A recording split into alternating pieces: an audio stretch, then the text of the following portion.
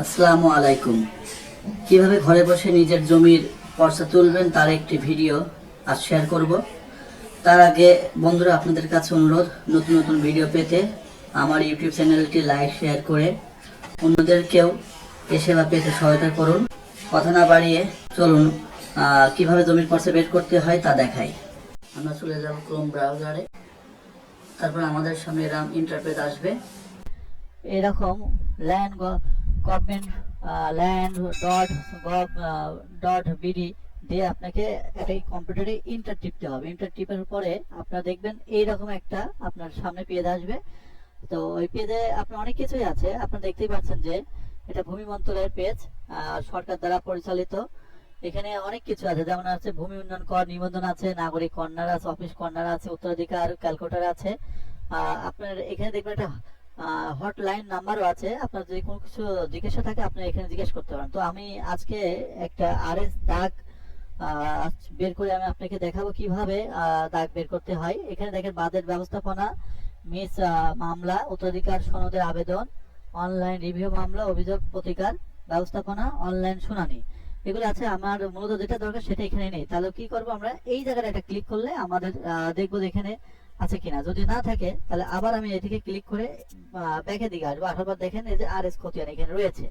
তো আমি প্রথমে ই নামজারি বলতে নাম খারিজ, এটা আমি আরেকদিন দেখাবো। আজকে মৌজা ম্যাপ আছে, এখানে মৌজা ম্যাপও আবেদন করা যায়, সেটা আজকে দেখাবো না। নামজারি সেটাও দেখাবো না। আজকে আমরা দেখাবো আরএস খতিয়ান কিভাবে বের করা যায়।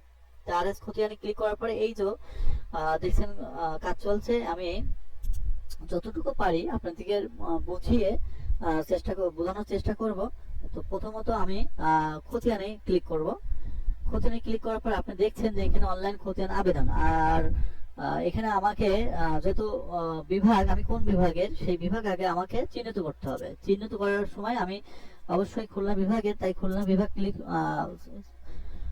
সিলেক্ট করলাম। তারপর আমার জেলা বলতে কুষ্টিয়া সদর, কুষ্টিয়া জেলা বলতে কুষ্টিয়া।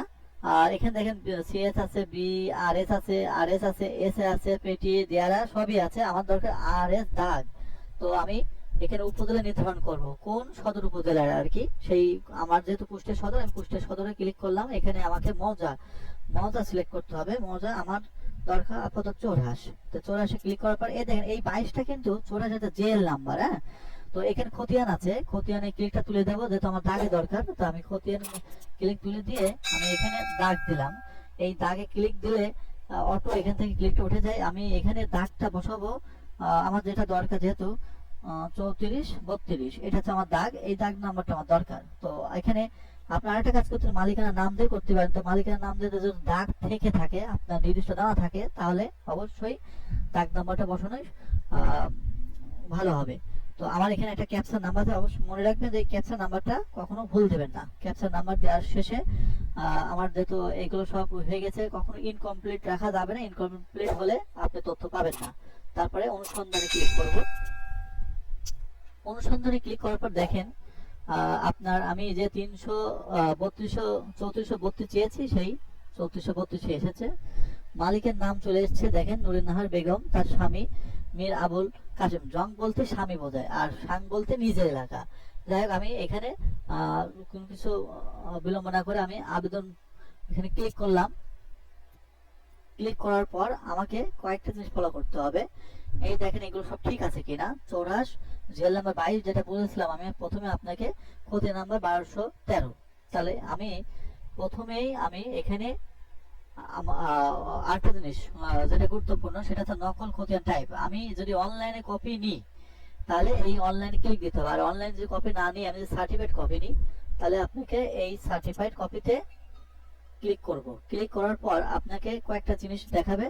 এই দেখেন যে এখানে কিন্তু একটা অফিস বলতে একটা, যেহেতু আমাদের জেলা, তো অফিস বলতে এই অফিস বলতে ডিসি সাহেবের কুষ্টিয়া জেলা প্রশাসক, মাননীয় জেলা প্রশাসকের নিচে একজন সেবা কেন্দ্র আছে, সেইটাকে বোঝায়। ডাক বলতে আপনার বাড়িতে বোঝা যাবে জেলার অভ্যন্তরে, জেলার বাইরে। আমি যেহেতু জেলার অভ্যন্তরে আছি তাই অফিস জেলার অভ্যন্তরেই থাকলো। হ্যাঁ, তারপরে আমার দরকার হচ্ছে অফিস, তাই আমি অফিস। তাই যেহেতু আমার জরুরি আছে, জরুরি আপনি ক্লিক করতে পারেন। এখানে জরুরি দিলে জরুরি হবে। আমি যেহেতু অফিস আপনার সার্টিফিকেট কপি নিব না, সার্টিফিকেট কপিটা অ্যাপ্লিকেশন করলে আপনাকে 40 টাকা মোবাইলে কেটে নেবে। 40 টাকা মোবাইলে কেটে আপনি ওখান থেকে নিয়ে নিতে পারবেন। তো আমি অনলাইন কপিটা দেখাবো, আরেকদিন আমি আপনাদের সার্টিফিকেট কপিটা কিভাবে নিতে হয় সেটাও দেখাবো। তো আজকে আমি অনলাইন কপিটা কিভাবে নিতে হয় সেটাই দেখাবো। অনলাইন কপি ক্লিক করলাম, ক্লিক করার পর আমাকে এখানে সঠিক নিয়মে জাতীয় পরিচয়পত্রটা টাইপ করতে হবে।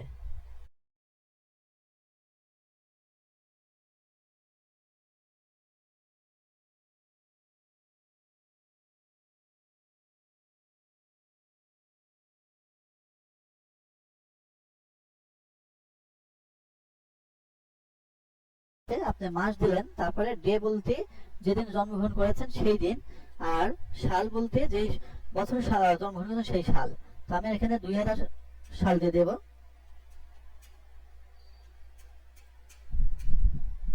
এই যে 2000 সাল হয়ে গেছে।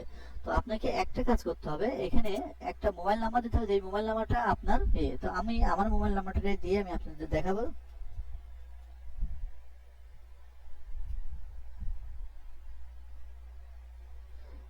এই নাম্বারটা দিয়ে দিলাম, আর এই জায়গায় দেখবেন যোগফল, এই যোগফলটা না দিলে কিন্তু আপনার আসবে না। তো যোগফল 9 9 18 হয়, 18 দিয়ে দিলাম।